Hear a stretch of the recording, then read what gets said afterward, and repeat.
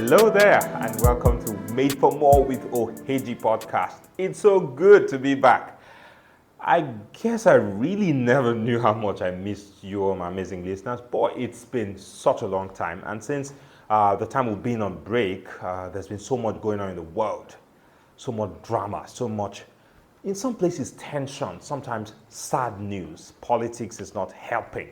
There's so much happening in the media and the entertainment space and all. There's been so much going on. There's the war between Russia and Ukraine. There's been change in leadership. Politics has been, in the UK, for instance. In Nigeria, the elections are ongoing. There's a president-elect. Sadly, there's been an earthquake in Turkey and Syria. Really devastating. Tens of thousands of people have lost their lives. Really sad, really sad. My prayers are actually still with those people, the families and everyone. There's been so much happening on the international plane. Globally, there's so much happening, and locally, there's a lot happening to people that they're feeling some pain, and there's so much that can happen to bring some form of respite to them. I'm hoping that as we resume Made for More with Oheji podcast, the conversations would bring up here would intentionally create solutions that would meet the needs of people, bring some form of respite to them, and help the ailing public. The ideas we would generate would help people come out, would really create solutions to these problems so that we can come out of the problems that we face. So, I say to you, welcome to Made for More with Oheji podcast. Welcome to the platform where we have conversations that create a blissful future for our world. And we'll start the conversation on this new season 4 of our podcast. We'll start a new series on Made to Innovate. And today specifically, we'll be looking at the kind of ideas that change the world. See you in a bit.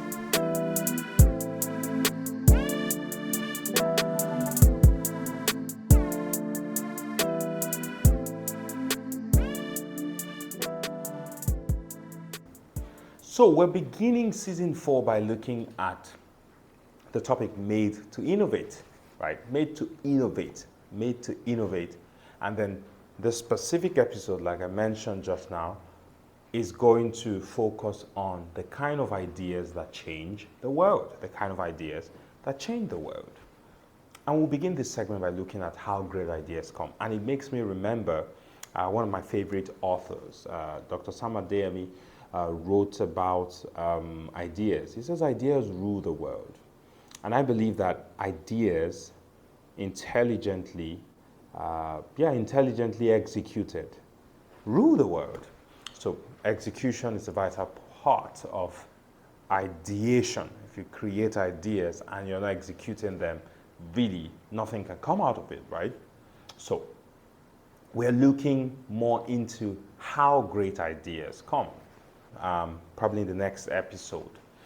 I believe that great ideas come from what already is, what already exists, what already exists.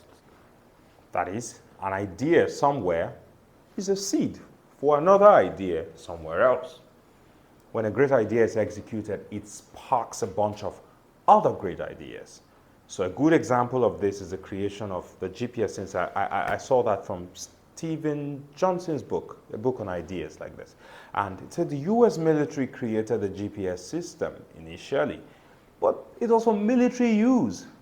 But other ideas were generated from that, and today we use the GPS system for cars navigation, the Google Maps, hoteling, and the hospitality business. They use reviews. It aids in the reviews and other things that come out of that. That's one idea that created others. One idea then grows to create others because it sparks other great ideas to come. This is where I believe that you're doing the whole world a disservice by not executing the ideas you get. That idea that comes to you and you do nothing about it, you're not helping. That idea could be the spark for another person's great idea somewhere. So think about it. Try to start acting more on the things, the ideas that you get. The second one Second place, I believe that ideas, great ideas, come from the kind of ideas that will change the world. The second place I believe they come from is from community. Our interactions with people, association with people. We meet people every day that we go about our business, go about our work, people in our family, our community, politicians around us that we interact with, our business people, colleagues at work, people at places of worship. We meet people every day in the marketplace. So many places we are interacting with people on social media. Let's begin to make our interactions happen in such a way that they create ideas. And that is why I'm happy about such a platform that we have, the community Made for More with OHG.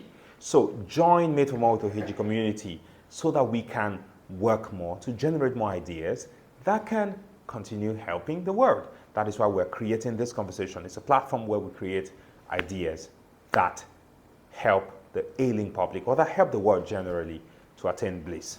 Another place where I believe great ideas come from is from evolution of other great ideas. An idea, once executed, is capable of growing into something robust and significant. So when you set up an idea, it can begin to grow into phases. And from a particular idea, it can evolve, it can grow, change forms, change appearance, and become something which it didn't look like at the time it was created. So an idea can start as this, and then you keep moving and making improvements on it, and then it can create something else. But if that idea does not come, the other ideas cannot build on that foundation. Very important. One other area we'll look at before we wrap it up here. By the next episode, we'll look at a few more. One other area I think, or I believe that we can get, what many people will call luck. I just want to call it kairos. It happens. It just happens that you find yourself at the right place at the right time, and something just happens. Or at the right time, without struggle, it just happens. You can get these ideas and begin to act on them. Ideas come to you. Some of us may have those moments, the eureka, that you're in the bathroom. Sometimes ideas come to me like that. I'm in the shower and a light bulb just comes up in my head. I'm like, whoa. Sometimes I can't wait to leave the bathroom so that I can write it down. And usually I've learned to always write ideas down when they come to me. So ideas can come at such moments. But if they don't come in that way, hey, you can create ideas by putting your pen to paper. Do not wait for those moments, those bursts of inspiration before you take action. And then you blame the lack of action, you blame it on no inspiration. You can instigate, you can catalyze inspiration by acting right now. That is what I believe. It works for me. I may share more tips on that by the next episode. But we'll leave that conversation there for now, and we would consider something else briefly before we wrap up. All right, so we'll consider some of the things we just talked about more deeply by the next time we're expanding on what we're talking about. So one of the things which is very important for us to touch on before we wrap this, is to, first of all, spot a great idea. How do we spot a great idea? And one of the things I believe is that a great idea is not about only one person. It's not about the person who gets the idea. A great idea that can change the world. We are talking about ideas that can change the world. A great idea that can change the world is not about only one person. It may start as an idea that came from one mind, but it doesn't stop with one person. So if you find yourself interacting with an idea which is only about one person, I think you should take a walk. It's not something worth your time. An idea that is going to have impact on the global scale cannot think or cannot be centered around one person. So consider that. Thirdly, it's going to be built around a team. just like we said, it's not going to be about one person, right? So the person, you would find yourself, imagine it right now. You're part of a team executing something, and everything is all about one person. You can't find yourself in the mix of that idea. So a great idea would usually build a team around it, and then each member of the team will find their place in that idea or in the execution of that idea, where they find something meaningful, purposeful that they are doing. Another one is that there are going to be clear-cut goals that create clarity. Clarity, there has to be clarity about the purpose, what people want to achieve. What do you want to achieve? It has to be clear. It has to be clear. And clarity would come when you begin to write things down. Any idea that is not on paper is not worth acting on, because you really cannot know what you are creating in your mind until you begin to put it down. Until goals begin to come out of them, you really can't do much with them. So clarity comes when you begin to put things down, put goals down, create timelines, assign tasks to people, generally create, make your goals smart. I think that's the best way to go about it. Be smart. Specific, measurable, achievable, relevant, or realistic, or time-bound. And clarity can come when you create these ideas. And there has to be clarity about the purpose. Clarity about the purpose, the journey, the timelines, expected outcomes, and all of that. Very important. Another one, an idea which is capable of evolving. An idea is not an end to itself. Like we said, it grows to create other great ideas.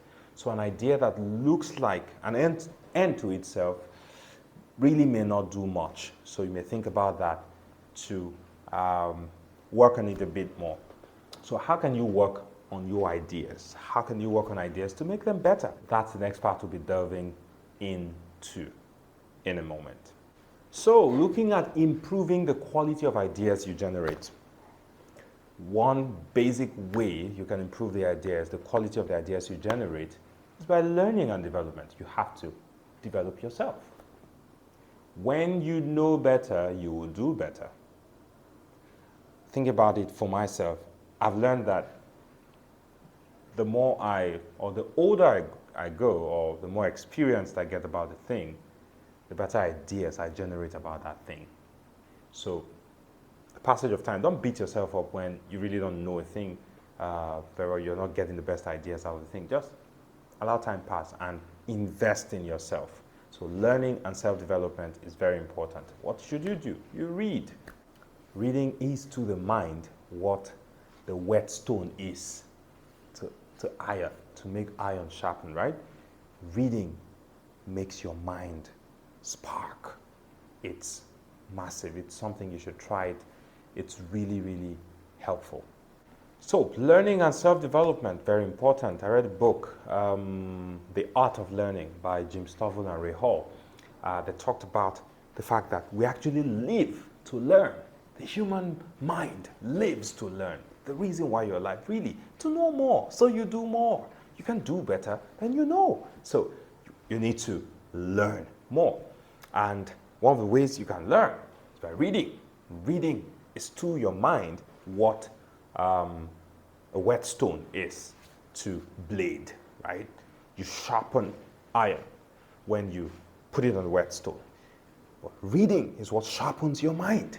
So we need to learn to read more so that we learn better.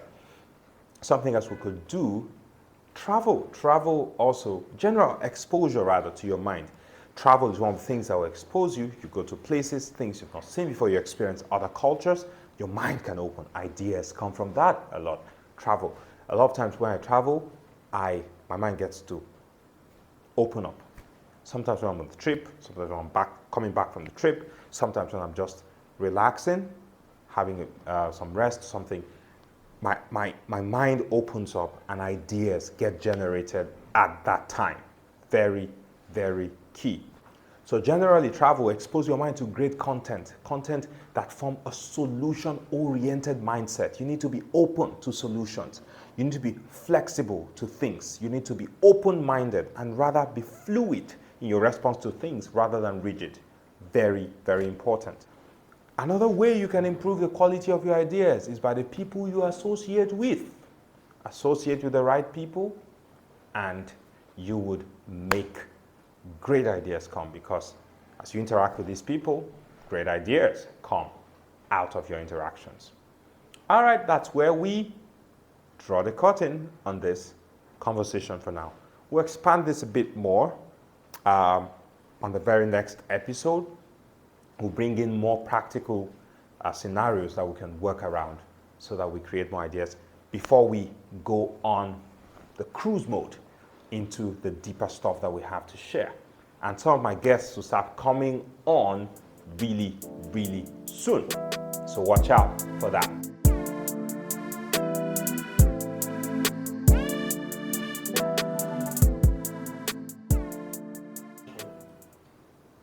Now, to Oheji's take. I believe that a great idea not executed is worthless. A great idea poorly executed does not create much as well. So put the right thoughts and the right effort into your ideas. And here I remember a client of mine who always brings his ideas to me to test on the basis of logic, law, business sustainability, and I usually enjoy these sessions. We ideate and we expand the ideas and we check it. And then I check whether it will work when executed. I also then give legal context to these things, advice based on existing laws and how they would impact the ideas. And we get around them. I advise how we get around them. I advise you try this as well. Generally, know that your ideas not executed are worthless. Get around your ideas. Talk to someone about them. Create more ideas and create a blissful future for the world.